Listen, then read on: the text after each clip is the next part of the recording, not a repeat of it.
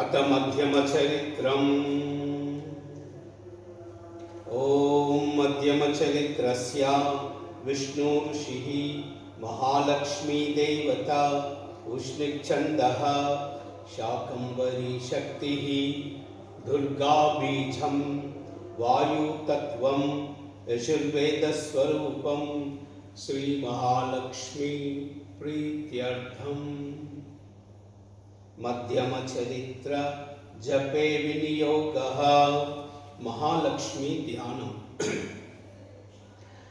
ओम अक्षस्रक्परशुगदेशकुलिशं पद्मं धनुष्कुण्डिका दण्डं शक्तिमसिञ्च चर्मजलजं घण्टां सुराभाजनं शूलं पाशसुदर्शने च ददति हस्तैः प्रसन्नाननं सेवे शैरिभमर्दिनीमिह महालक्ष्मी सरोजस्थिताम्। ॐ नमश्चण्डिकायै।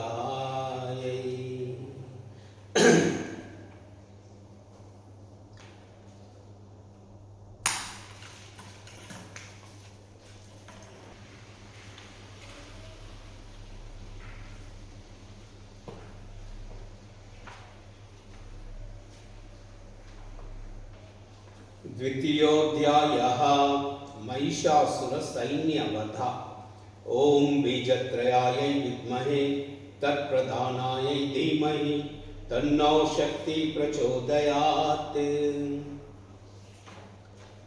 ओम ह्रीं ऋषिरुवाच देवासुरमबुद्धं पूर्णमद्धाशतं पुरा महिषे सुराणामधिपे देवानां च पुरन्दरे तत्रासुरै महावीर्यै देवसैन्यं पराजितं जित्वा च सकलान् देवान् इन्द्रो भून् महिषासुरः।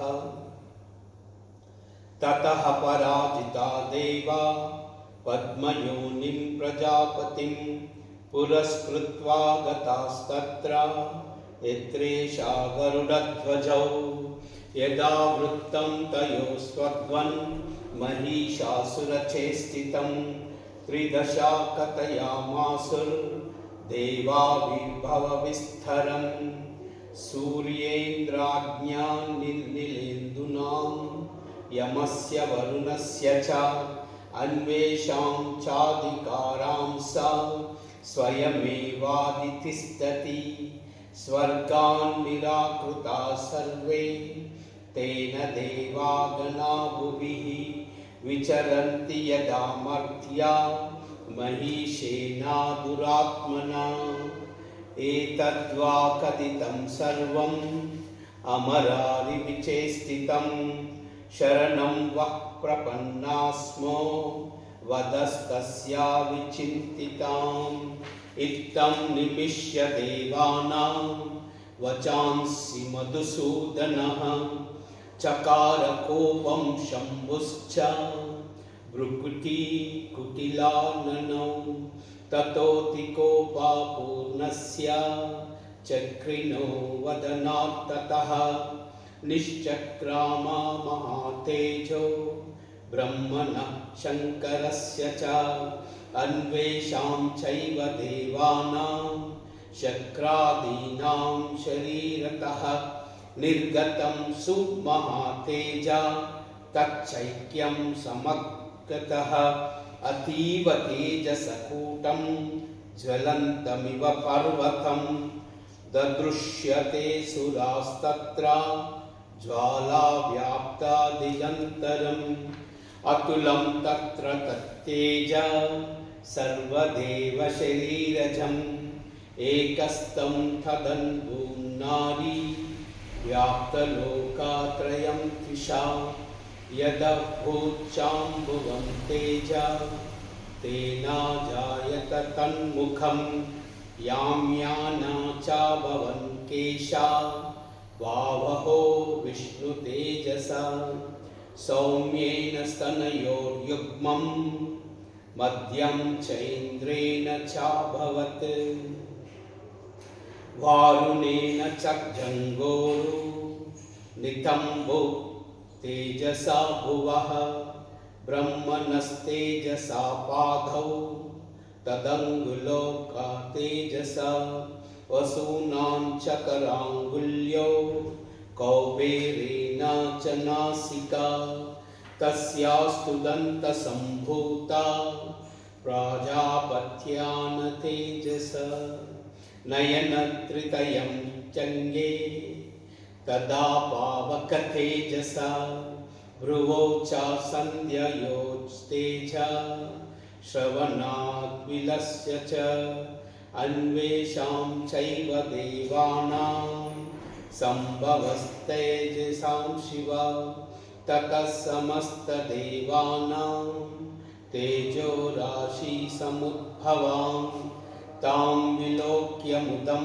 प्रापुरमरा महिषार्दितां शूलं शूलाद्विनिष्कृष्य ददौ तस्या पिनाकधृक् चक्रं च दत्तवान् कृष्णा समुत्पाद्य स्वचक्रतः शङ्खं च वरुणः शक्तिं ददौ तस्याहुताशनः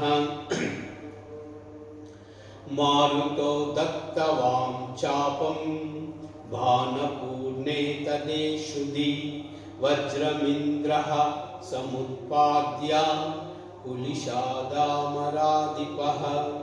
ददौ तस्य सहस्राक्षो घण्टामैरावतात् गजात् कालदण्डाख्यमो दण्डं पाशं चाम्बुपतिर्दधौ प्रजापतिश्च अक्षमालां ददौ ब्रह्मकमण्डलुं समस्तरोमकूपेषु निजरश्मिन् दिवाकरः कालश्च दत्तवान् खड्गं तस्या चर्म च निर्मलं क्षीरोदश्चामलं हारम् अजरे चातदाभरे चूडामणि तदा दिव्यं कुण्डले कटकानि च अर्धचन्द्रं तदा शुभ्रं केयूरान् सर्वबाहुषु नूपुरौ विमलौ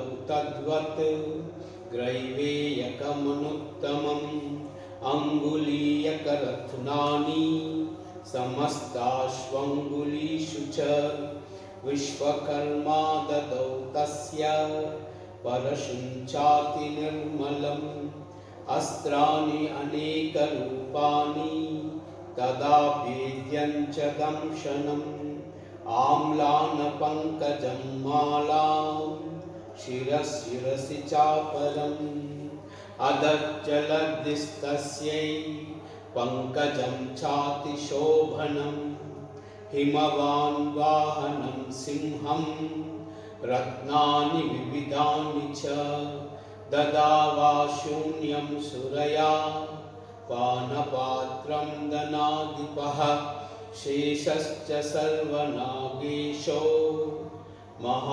महामणिविभीषितं नागहारं ददौ तस्य दत्तेया पृथिवीमिमाम्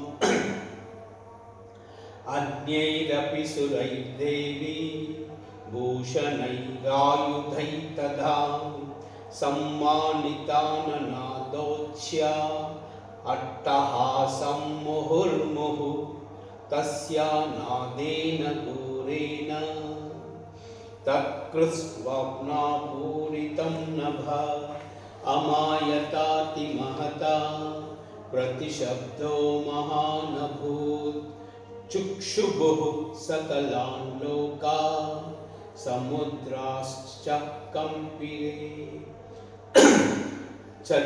चचालवसुधाचेलु सकलाश्चामहीधरः जयेति देवाश्च मुदा तामुचु सिंहवाहिनी तुष्टुभुर्मुनयश्चैना भक्तिनम्रातमूर्तयः दृष्ट्वा समस्तं संक्षुब्धं त्रैलोक्यममरारयः सन्नद्धाखिलसैन्यास्ते समुत्तस्तु उदायुधः आह किमेतदिति क्रोधा दावाश्यामहिषासुरा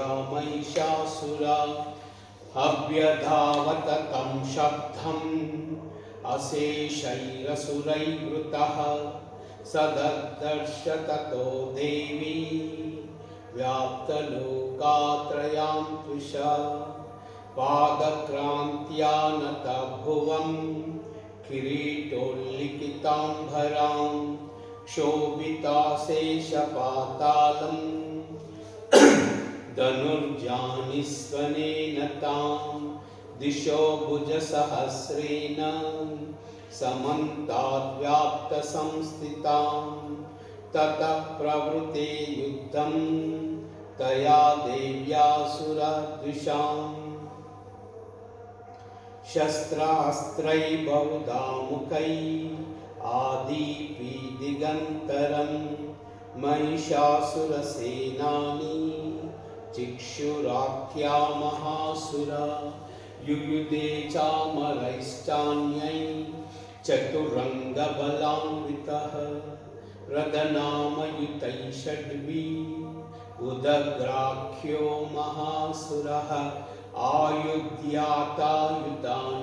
च सहस्रेण महाहनुः पञ्चाशद्भिश्च नियुतैः असिलोमा महासुरः अयुतानां शतैः षड्भिः बाष्कलो युयुधे रणे गजबाजी सहस्रौघौ अनेकैः परिवारितः वृतो रथानां कोट्या च युध्ये तस्मिन् आयुध्यत बिडालाख्यो युतानां च पञ्चाशद्भिरथायुधैः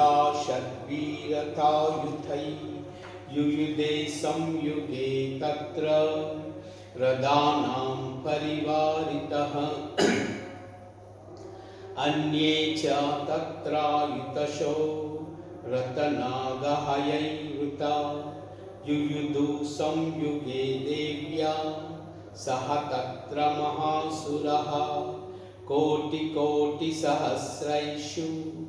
रथानां दन्तिनां तदा हयानां च ऋतो विद्धे तत्राभूत् महिषासुरः तोमरैर्भिन्दिपालैश्च शक्तिभिर्मुसलैः तदा युयुधु संयुगे देव्या खड्गैः परशुपट्टिसैः केचिच्च चिक्षुपुशक्ति केचित् पाशान् तदा परे देवीं खड्गप्रहारैस्तु ते तां हन्तुं प्रचक्रमुः साध्वी देवी ततस्तानि शस्त्राण्यस्त्राणि चण्डिका लीलयैव प्रयुज्यते निजशस्त्रास्त्रवर्षिणी अनायस्तानना देवी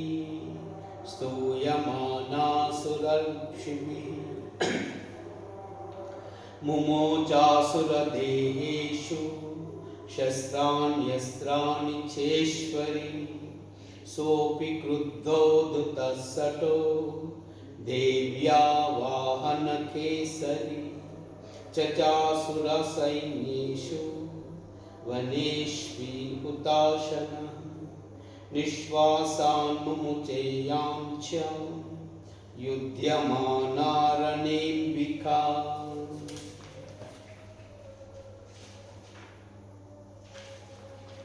एत एव सद्या सम्भूता गणा शतसहस्रशः युयुधैर्दुस्तु परशुभिः बिन्दिपालसि पट्टसैः नाशयन्तो सुरगणां देवी शक्युपबृंहिता अवादयन्त पटहां गणाशङ्कां तदा परे मृदाङ्गश्च तदैवान्या तस्मिन् युद्धमहोत्सवे। ततो देवी त्रिशूलेन गदया शक्तिवृष्टिभिः खड्गादिभिश्च तशो निजगाना महासुरान्। पातयामास चैवान्यान् घण्टास्वनविमोहितान्। असुरान् भुवि पाशेन बद्ध्वा चान्यान् कर्षयत्। केचिद्विधा कृता तीक्ष्णै खड्गपातै तदा परे। विपोदिता निपातेन गदया भुविशेरते। वेमुश्च केचिद्रदृदं मुसलेन वृषं हता। केचिन्निपातिता भूमौ भिन्ना शूलेन वक्षसि। निरन्तरशरौखेन कृत केचिद्रेण चिरे। सेनानुकारिणा प्राणान् मुमुचु त्रिदशार्धना। केषाञ्चित् बावः छिन्ना छिन्ना ग्रीवा तदा परे। शिरांसि सेतुरन्वेषाम् अन्ये मध्ये विदारित। विच्छिन्नजङ्घास्त्वपरे पेतुरुर्व्यां महासुरा। एकभाव्यक्षचरणा केचिद्देव्या विदाकृता। छिन्नेऽपि चान्ये शिरसि पतिता पुनरुत्थिता। कदम्बयुयुधुर्देव्या गृहीतपरमायुधा। ननृतुश्चापरे तत्र युद्धे तूर्यल आश्रित। कदम्बछिन्नशिरसः खड्गशक्तिरुष्टिपाणयः। तिष्ठतिष्ठेति भाषन्तो देवी मन्ये महासुरः। पातितैरदनागाश्वै असुरैश्च वसुन्धरा। आगमास्याभवत्तत्र यत्राभूत्सा महारणः। शोणितौगा महानद्या सद्य तत्र प्रसुभृपुः। मध्ये चासुरसैन्यस्य वारणासुरवाजिनां। क्षणेन तन्महासैन्यम् असुराणां तदाम्बिका। निन्ने क्षयं यदा वह्नि तृणधारू महाचयं। स च सिंहो महानादम् उत्सृजन् धूतकेसरः। शरीरेभ्यो मरारीणाम् असूनिवा विचिन्वति। देव्या गणैश्च तैस्तत्र कृतं युद्धं तदासुरै। यदैषां तुष्टुवुर्देवा पुष्पवृष्टिमुचो दिवि। ॐ इति मार्कण्डेयपुराणे सावर्णिके मन्वन्तरे देवी माहात्म्ये महिषासुरसैन्यवधो नाम द्वितीयोऽध्यायः। ॐ नमश्चण्डिकायै।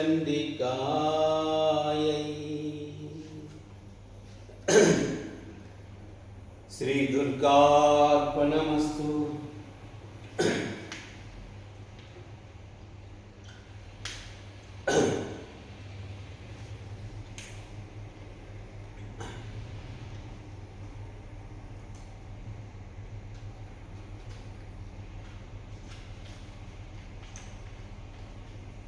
ॐ तृतीयोऽध्यायः महिषासुरवध।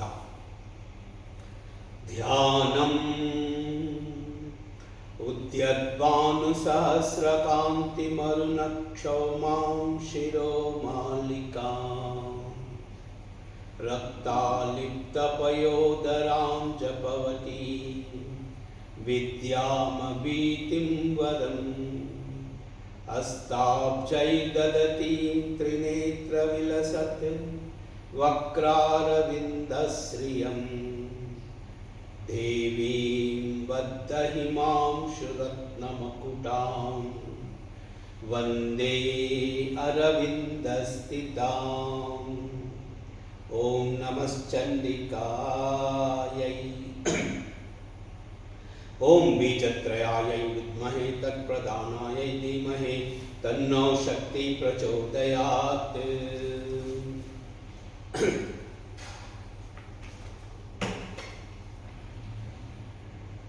ॐ ऋषिर्वाच निहन्यं मानं तत्सैन्यम् अवलोकमहासुरः सेनानिश्चिक्षुरकोपाद्यौ योद्ध्वा तदाम्बिकाम् स देवीं शरवर्षेण ववर्ष समरे सुरः यदा मेरुगिरे शृङ्गं तोयवर्षेण तोयदः तस्य चित्वा ततो देवी लीलयैव शरोत्करां जगां तुरगान् बाणैर्यन्तारं चैव वाजिनं चिच्छेदाधनुः सद्यो ध्वजं चाति समुच्चित्रम् विव्याध चैव गात्रेषु चिन्नधन्वानमाशुगै सच्चिन्नधन्वाविरदो हताश्वो हतसारथी अव्यधावत तां देवी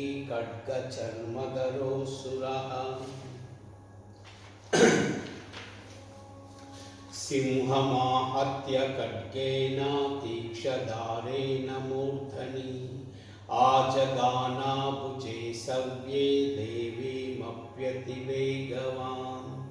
तस्य खड्गो भुजं प्राप्य पपाल नृपनन्दनः ततो जग्राह्य शूलं सा कोपादारुणलोचना चिक्षेपा च ततस्तत्तु भद्रकाल्यं महासुरम् जाज्वल्यमानं तेजो वीरविबिम्बमिवाम्बरात् दृष्ट्वा तदा पच्छूलं देवि शूलं मुचन्तत तच्छूलं शतदातेन नीतं स च महासुर अते तस्मिन् महावीर्ये महिषस्य चमूपते आजगामगजारूढाश्चामरत्रिदशार्दन सोऽपि शक्तं ममोचादा देव्यास्तामम्बिकाधृतं हुङ्काराभिहुतं भौमौ पातयामास निष्प्रभां भग्नां शक्तिं निपतितां दृष्ट्वा क्रोधासमन्विता चिक्षेप चामरशूलं बाणैस्तदपि साचिनत् ततः सिंहसमुत्पत्त्या गजकुम्भान्तरे स्थितः बाहुयुद्धेन युयुधे तेनो चैत्रिदशारिणा युध्यौ माना ततस्तौ तु तस्मान्नागान्महीं गतौ युयुधातेति संरब्धौ प्रहारैरतिदारुणैः ततो वेगात् समुत्पत्य निपत्या च मृगारिणा करप्रहारेण शिरः चामरस्य पृथक् कृतम् उदग्रश्चारणे देव्या शिलावृक्षादिभिर्हतः दन्तमुष्टितलैश्चैव करालसनिपातितः देवी क्रुद्धा गदापातैः चूर्णयामास चोद्धतं बाष्कलं विन्दिपालेन बाणैः ताम्रं तदान्धतम् उग्रास्यमुग्रवीर्यं च तदैव च महाअनुम् त्रिनेत्रा च त्रिशूलेन जगाना परमेश्वरी बिडालस्यासिनाकायात् पातयामास वै शिरः दुर्धरं दुर्मुखं चौभौ शरैः निन्येमक्षयम् एवं संक्षीममाने तु स्वसैन्यमहिषासुरः महिषेन स्वरूपेण त्रासयामास तां गणान् कांश्चित्तुण्डप्रहारेण क्षुरक्षेपैस्तदा परान् लाङ्गूलताडितां चान् शृङ्गाभ्यास्विधारिणाम्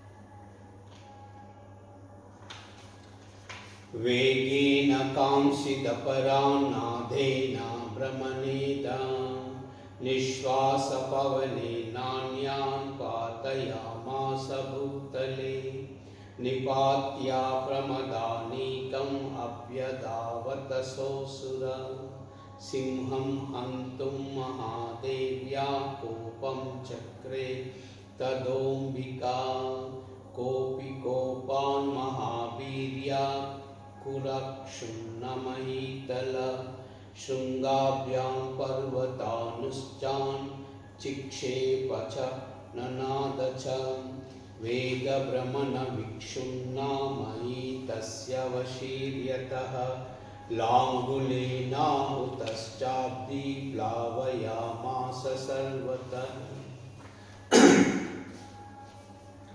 धृतशृङ्गविभिन्नाश्च खण्डं खण्डं युयुर्गणा श्वानिनास्ता शतशो निपेतुनभसोऽचला इति क्रोधा समात्मा मापरं तं महासुरं दृष्ट्वा सा चण्डिका कोपं त्वद्वया तदा करो साक्षित्वा तस्य वैपाशं तं बबन्ध महासुरं त्यक्त्याजमहीशं रूपं सोऽपि बद्धो महामृदे ततः सिंहो भवत्तद्यो यावत् तस्याम्बिकशिरः चिनत्तिकावत्पुरुषा खड्गपाणिरदृश्यत एतदेवाशु पुरुषं देवी चिच्छेदसायकै तं खड्गचर्माणा सार्धं ततः सोऽभून्महागज करेण च महासिंहं तं चकर्ष जगश्च कर्षतस्तु करं देवी खड्गेन निरङ्कृतं ततो महासुरो भूयो महिषं वपुरास्थितं तदैव क्षोभयामास त्रैलोक्यं सचराचरं ततः क्रुद्धजगन्माता चण्डिकापानमुत्तमं पपौ पुनः पुनश्चैव जहासारुणलोचनं ननर्धा चासुरोऽसोऽपि बलवीर्यमदोद्धतः विशानाभ्यां च शिक्षेप चण्डिकां प्रतिभूधरां सा च तान् प्रहितां तेन चूर्णयन्ती शरोत्करैः उवाच तं मधोद्धूतामकरागाकुलाक्षरं देव्युवाच गर्ज गर्ज क्षणं मूढा मधु यावत् पिबाम्यहं मया त्वयि हते त्रैवा गर्जितं त्वाशु देवता ऋषिर्उवाच एवमुक्ता समुत्पत्त्या सारूढुतं महासुरं पादेनाक्रम्य कण्ठे च शूलेनैव मडायते ततः सोऽपि पदाक्रान्ता तया निजमुखात् ततः अर्धनिष्क्रान्त एवासीत् देव्या वीर्येण संवृतः अर्धनिष्क्रान्त एवासौ युध्यमानो महासुरः तया महासिना देव्या शिरश्छित्त्वा निपातितः ततो हाहाकृतं सर्वं दैत्यसैन्यं ननाशतन् प्रहर्ष परं जुग्मु सकला देवतागणा तुष्टुवोस्तां सुरा देवीं सह दिव्यमहर्षिभिः जगुर्गन्धर्वपतयो नृतुश्चाप्सरो गणा। ॐ इति श्रीमार्कण्डेयपुराणे सावर्णिके मन्वन्तरे देवी माहात्म्ये महिषासुरवधो नाम तृतीयोऽध्यायः।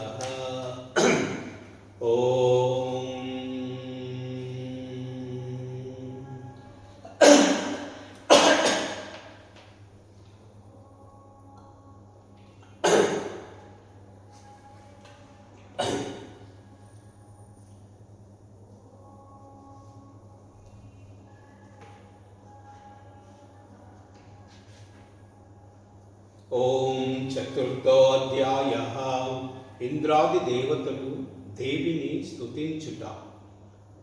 ధ్యానం. ఓం కాళాభ్రావాం కటాక్షై హరికులభయదాం మౌలిబద్ధేందురేకా शङ्खं चक्रं कृपानं त्रिशकमपि करैरुद्वहन्तीं त्रिनेत्राम् सिंहस्कन्धादिरूढां त्रिभुवनमखिलं तेजसा पूरयन्ती ध्यायेत् दुर्गां जयाख्यां त्रिदश परिवृतां सेवितां सिद्धिकामयी। ओम नमः चंडिकायै। ओम बीजत्रयायै विद्महे तत्प्रधानायै धीमहि तन्नो शक्ति प्रचोदयात्। ओम ऋषिर्वाच शक्रादयासुरगणा निहतेति वीर्ये तस्मिन् दुरात्मनि सुरारिबले च देव्या तां तुष्टुः प्रणतिनम्रशिरोदरां सा वाग्भिप्रहर्ष पुलकोद्गमचारुदेहा देव्या यया ततमिदं जगदात्मशक्त्या निःशेषदेवगणसेवि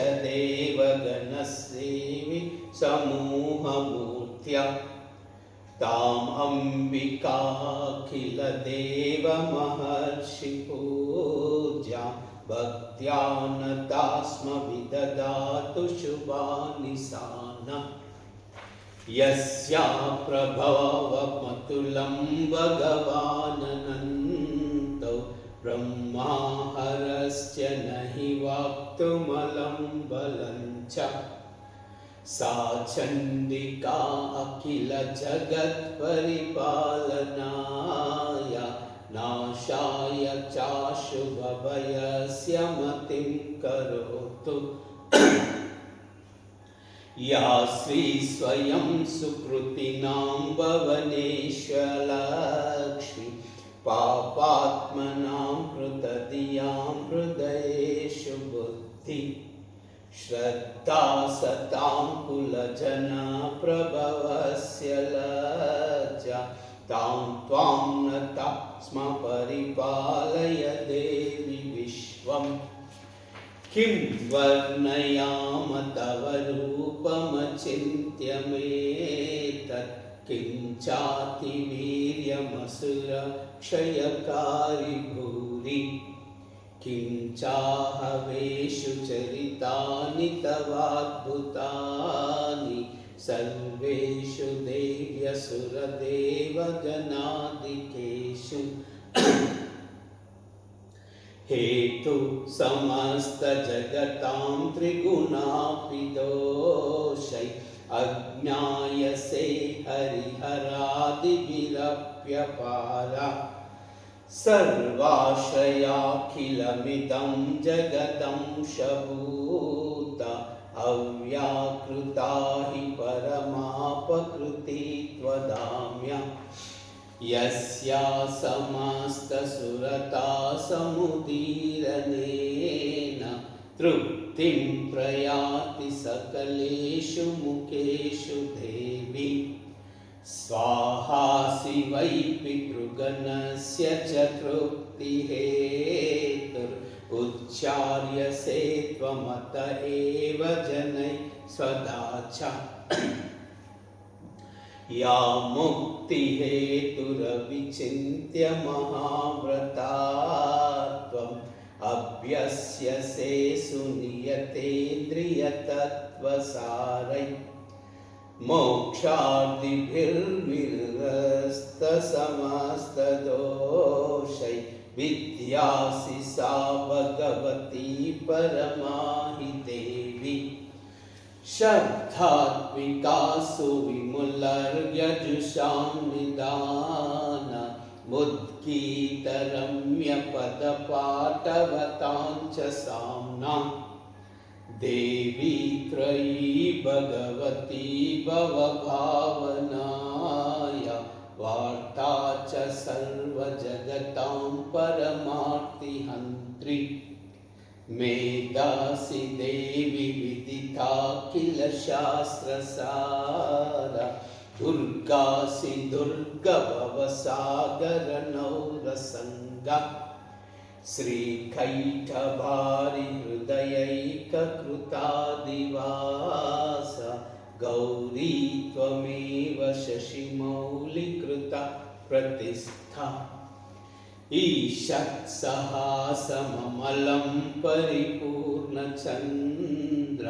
बिम्बानुकारिकनुकोत्तमकान्तिकान्तम् अत्यद्भुतं प्रवृतमातरुषा तदापि वक्रं विलोक्य सहसा महिषासुरेण दृष्ट्वा तु देवी कुपितं भ्रुकुटीकरालम् उद्यशशाङ्कसदृशश्च वियन्न सद्य प्राणान् मुमूच महिषस्तततीव क्षेत्रं कैर्जीव्यते हि कुपितान्तकदर्शनेन देवी प्रसीद परमा भवती भवाय सद्यो विनाशयसि कोपवती कुलानि विज्ञातमेतदधुनैव यदा त्वमेत नीतं बलं सुविपुलं महिषासुरस्य ते सम्मता जनपदेषु धनानि तेषां यशांसि न च सीदति धर्मवर्गा धन्यात एव निवृदात्मजपुत्रदार येषां सदाभ्युदयदां भवति प्रसन्ना धर्म्यानि देवि सकलानि सदैव कर्म ज्ञाता धृता प्रतिदिनं सुकृती करोति स्वर्गं प्रयाति च ततो भवति प्रसाद लोकत्रयेऽपि फलदा ननु देवि तेन दुर्गे स्मृता हरसि भीतिमशेषजन्तो स्वस्त्यै स्मृता मतिमतीव शुभां ददासि दारिद्र्यदुःखभयहारिणि का त्वदन्या सर्वोपकारकरणाय सदार्थचित्ता एभिर्हतैर्जगदुपैति सुखं तदैते कुर्वन्तु नाम नरकाय चिराय पापम् सङ्ग्राममृत्युमधिगम्य दिवं प्रयान्तु ಮತ್ತು ವೇತಿ ನೂನಮಹಿತಾನಿ ನಿಹಂಸಿ ದೇವಿ ದೃಷ್ಟೈವ ಕಿಂ ನ ಭವತಿ ಪ್ರಕರೋತಿ ಭಸ್ಮ ಸರ್ವಾಸುರಾನರಿಷು ಯತ್ ಪ್ರಹಿನೋಷಿ ಶಸ್ತ್ರಂ ಲೋಕಾನ್ ಪ್ರಯಾಂತು ರಿಪವೋಪಿ ಶಸ್ತ್ರಪೂತ ಇತ್ತಂ ಮತಿರ್ಭವತಿ ತೇಷ್ವಪಿ ತೇತಿ ಸಾಧ್ವಿ ಖಡ್ಗಾ ಪ್ರಭಾನಿಕರ ವಿಸ್ಫುರನೈಕದೋಗ್ರೈ ಶೂಲಾಗ್ರಕಾಂತಿ ನಿಹಹೇನ ದೃಶೋಸುರಾಣಾಂ ಯನ್ನಾಗತಾ ವಿಲಯಮಂಶುಮದಿಂದುಕಂಡ ಯೋಗ್ಯಾನನಂ ತವ ವಿಲೋಕಯತಾಂ ತದೇತತ್ ದುರ್ವೃತ್ತವೃತ್ತಶಮನಂ ತವ ದೇವಿ ಶೀಲಂ ರೂಪಂ ತದೈವದ ವಿಚಿನ್ತ್ಯಮತುಲ್ಯಮನ್ಯೈ ವೀರ್ಯಂಚ ಹಂತೃಹೃತದೇವ ಪರಾಕ್ರಮಾನಂ ವೈರೀಷ್ಯಪಿ ಪ್ರಗತಿತೈವ ದಯಾ ತ್ವಯೇತತ್ ಕೇನೋಪಮಾ ಭವತು ತೇಸ್ಯ ಪರಾಕ್ರಮಸ್ಯ ರೂಪಂ ಚ ಶತ್ರುಭಯಕಾರ್ಯತ್ರಿಹಾರಿಕುತ್ರ ಚಿತ್ತೇ ಕೃಪಾ ಸಮರನಿಷ್ಠುರತಾ ಚ ದೃಷ್ಟ್ವಾ ತಯ್ಯೇವ ದೇವಿ ವರದೆ ಭುವನತ್ರಯೇಪಿ ತ್ರೈಲೋಕ್ಯಮೇತಮದಖಿಲಂ ರಿಪುನಾಶನೇನ ತ್ರಾತಂ ತ್ವಯಾ ಸಮರಮೂರ್ಧನಿ ತೇಪಿ ಹತ್ವಾ ನೀತಾದಿವಂ ರಿಪುಗಣಾಭಯಮಾಪ್ಯಪಾತ್ವಂ ಅಸ್ಮಾಕಮುನ್ಮುದಸುರಾರಿಭವಂ ನಮಸ್ತೆ ಶೂಲೇನ ಪಾಹಿನೋ ದೇಹಿ ಪಾಯಿದ ಖಡ್ಗೇನ ಚಾಂಬಿಕೆ ಘಂಟಾಸ್ವನೇನ ಪಾಯಿ ಚಾಪ್ಯಜಾನಿ ಸ್ವನೇನ ಚ ಪ್ರಾಚ್ಯಾಂ ರಕ್ಷ ಪ್ರತೀಚ್ಯಾಂ ಚ ಚಂಡಿಕೆ ರಕ್ಷ ದಕ್ಷಿಣೆ ಬ್ರಾಹ್ಮಣೇನಾತ್ಮಶೂಲಸ್ಯ ಉತ್ತರಸ್ಯಾಂ ತದೇಶ್ವರಿ ಸೌಮ್ಯಾನಿ ಯಾನಿ ರೂಪಾಣಿ ತ್ರೈಲೋಕ್ಯ ವಿಚರಂಚಿತೆ ಯಾನಿ ಚಾತ್ಯಂತಘೋರಾಣಿ ತೈರಕ್ಷಾಸ್ಮಾನ್ ತದಾ ಭುವಂ ಖಡ್ಗಶೂಲಗದಾದೀನಿ ಯಾನಿ ಚಾಸ್ತ್ರಾಣಿ ತೈಂಬಿಕೆ ಕರಪಲ್ಲವಸಂಗೀನಿ ತೈರಸ್ಮಾನ್ ರಕ್ಷ ಸರ್ವತಃ ಋಷಿರ್ವಾಚ ಏವಂ ಸ್ತುತಾಸುರೈ ದಿವ್ಯೈ ಕುಸುಮೈ ನಂದನೋದ್ಭವೈ ಅರ್ಚಿತಾಂ ಜಗತಾಂ ದಾತ್ರಿ ತದಾ ಗಂಧಾನುಲೇಪನೈ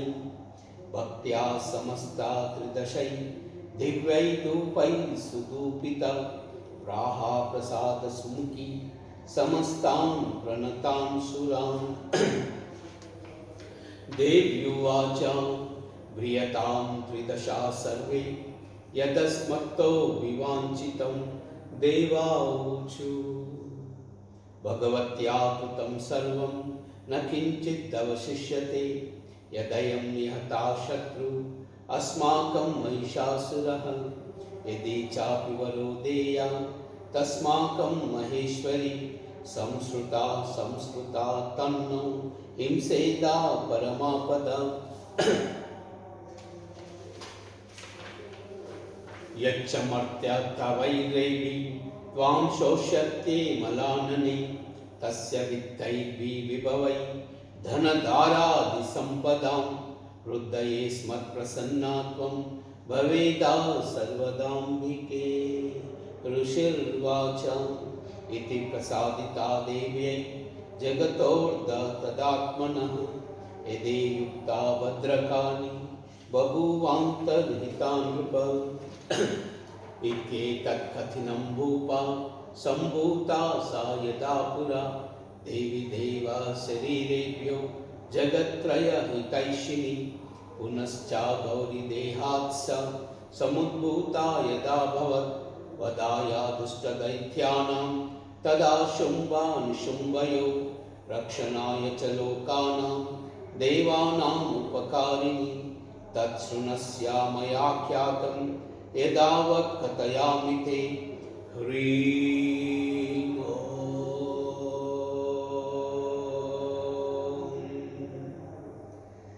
इति श्रीमार्कण्डेयपुराणे सावर्णिके मन्वन्तरे देवी माहात्म्ये शक्रादिस्तुतिर्नामः चतुर्थोऽध्यायः। ॐ